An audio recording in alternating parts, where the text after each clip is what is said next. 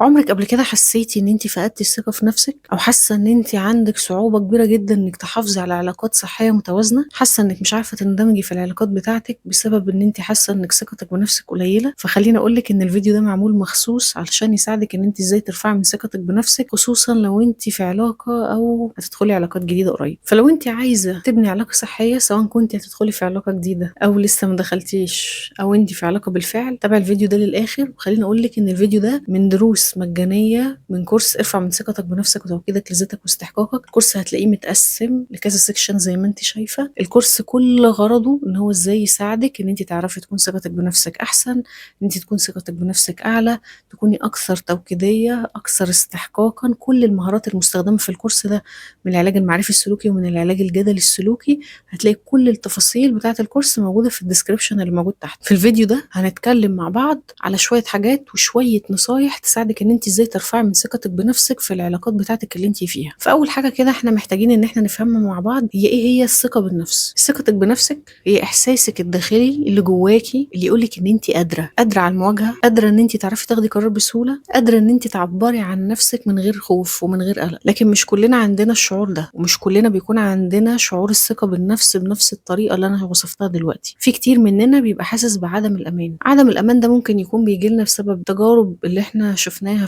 وعشناها في طفولتنا، او لو انا عشت يعني ظروف صعبة جدا في حياتي، اتغربت مثلا، مريت بظروف صعبة، تجارب كانت صعبة، علاقات كانت فاشلة. فكل دي حاجات خلتنا ان احنا ممكن نشك في نفسنا، وان احنا حاسين بسبب كل الحاجات اللي احنا مرينا بيها دي ان احنا مبقيناش واثقين في نفسنا بشكل كفاية. لكن هنا بقى انا عايزه اقولك ان ثقتك بنفسك دي مش حاجة ثابتة. ثقتك بنفسك تقدري ان انت تنميها وتطوريها، مش حاجة احنا بنتولد بيها. يعني حتى لو احنا مرينا بمشاكل وظروف صعبة في حياتنا، في حاجات نقدر ان احنا لو اتعلمناها ومارسناها بشكل يومي كلايف ستايل هتساعدنا ان احنا نكون واثقين في نفسنا بشكل اكبر. فلما انت تحسي ان الحياة دي عاملة زي التشالنج، حاول ان احنا نخرج بره دايرة انعدام الامان اللي انا حطيت نفسي فيها بسبب ظروفي وتجاربي السابقة الفاشلة اللي انا مريت بيها. لما ابدا ان انا اخرج بره افكار ان انا مش كفاية ان انا احب، لما ابدا ان انا ابص لنفسي وابص للاحتياجات بتاعتي، كل دي حاجات هتساعدني ان انا اكون واثقة فعلا من نفسي بشكل كبير. ازاي بقى اطور من مهارتي ان انا يكون ثقتي بنفسي اكبر؟ اول حاجة، حبي نفسك زي ما انتي، زي ما انا كده، بشكلي، بافكاري، بالحاجات اللي انا اتولدت بيها. حبي نفسي عليها زي ما هي. ان كنت حاسه ان في حاجات تحتاج وتستدعي للتغيير، هشوف امكانياتي تقدر توصلني ان انا اتغير لحد فين وهحاول ان انا اعمل ده. اما كنتش هقبل اخطائي واقبل عيوبي واحاول ان انا اتعلم منها واشوف ايه الحاجات اللي تساعدني ان انا اعرف اغيرها، وايه الحاجات اللي انا ممكن ما اقدرش ان انا اغيرها لاي ظرف ايا كان،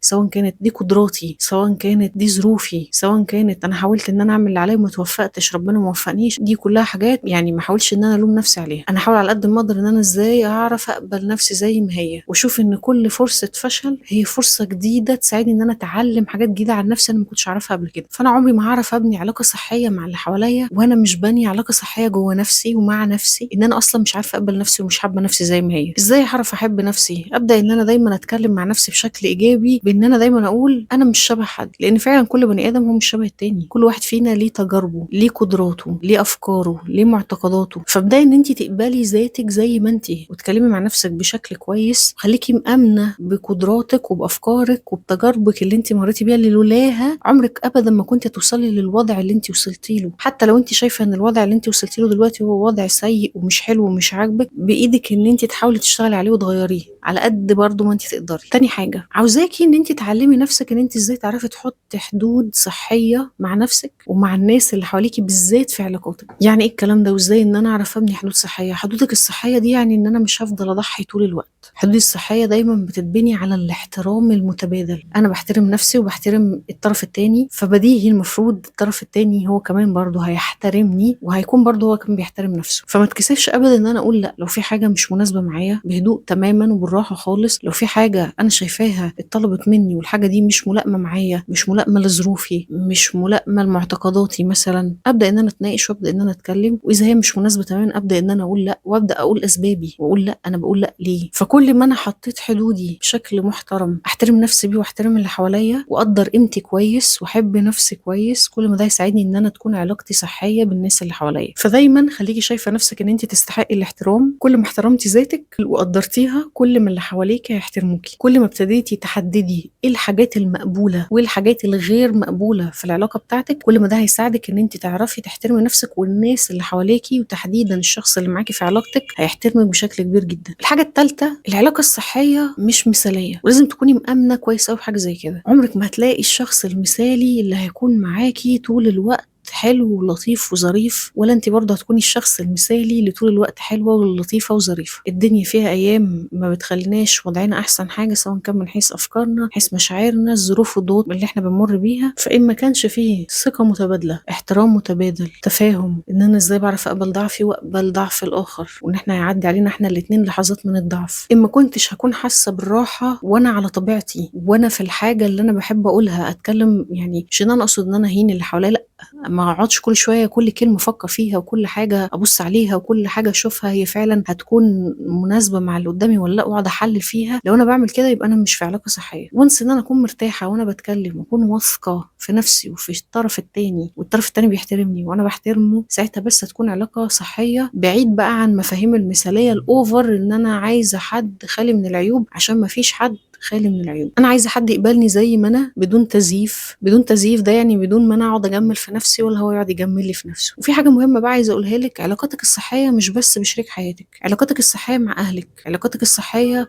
مع اصحابك، علاقاتك الصحيه مع زمايلك في الشغل. يعني مش شرط يكون حد علاقتي بيه كلوزد قوي علشان خاطر اقول ان انا تبقى علاقتي بيه صحيه. كل المفاهيم اللي احنا بنقولها دي منطبقه على اي حد انا معاه في اطار ريليشن. وريليشن دي مش شرط اللي هي الفريندشيب ريليشن او اللوف ريليشن شيب. الحاجه اللي بعد كده اللي انا عايزاكي تهتمي بيها كويس قوي، وهي ان انا اكون بتواصل مع نفسي ومع الناس اللي حواليا بمنتهى الصدق. مش غلط ومش عيب ان انا لو في اي افكار او في اي حاجات مخوفاني في الطرف التاني ان انا اقعد واتكلم معاه. لا، اتكلم واقول انا كذا مخوفني او كذا قلقني، مش غلط تماما. بالعكس، كل ما كنت واضحه، كل ما كنت صادقه مع نفسي اولا، وعارفه انا عايزه ايه وايه الحاجات اللي انا مش عايزاها، وابتديت ان انا اتكلم فيها مع الطرف التاني، كل ما الطرف التاني هيبدا لو هو شخص متقبلني ومعايا في علاقه صحيه هيبدا ان هو يشتغل عليها. كذلك لما الطرف التاني برضه يبدا يتكلم معايا، هبدا ان انا اتعلم. لو انا شفت ان الحاجات دي مناسبه، هبدا ان انا اتعلم ان انا اعملها واشتغل عليها. فالصراحه عمرها ما كانت شيء وحش، ولا عمرها كانت ضعف، ولا عمرها ان انا لما هكون صريحه ان كده اللي حواليا هيتضايقوا مني وهيتضايق مني وهيسيبني. لا، اقول اللي انا عايزاه، واكون ان انا اصلا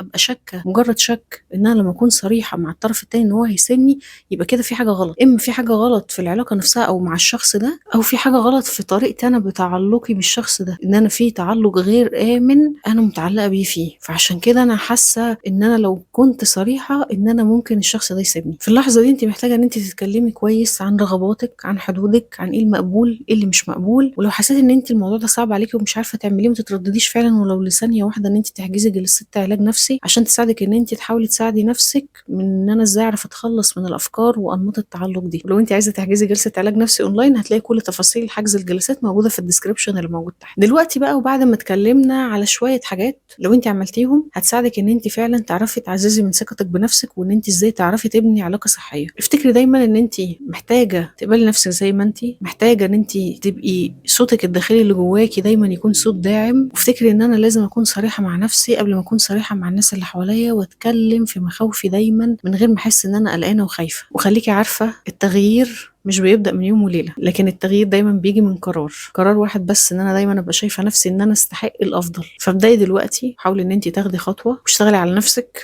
واعملي الحاجات اللي احنا قلناها في الفيديو ده وفي الفيديوهات التانية اللي موجودة. وخليكي واثقة ان انا هنا معاكي عشان اساعدك ان انت تقدري تاخدي خطوات اعمق، وان انت تكتشفي قوتك الداخلية، وانك تدخلي علاقات صحية تقدري ان انت تكوني مبسوطة فيها.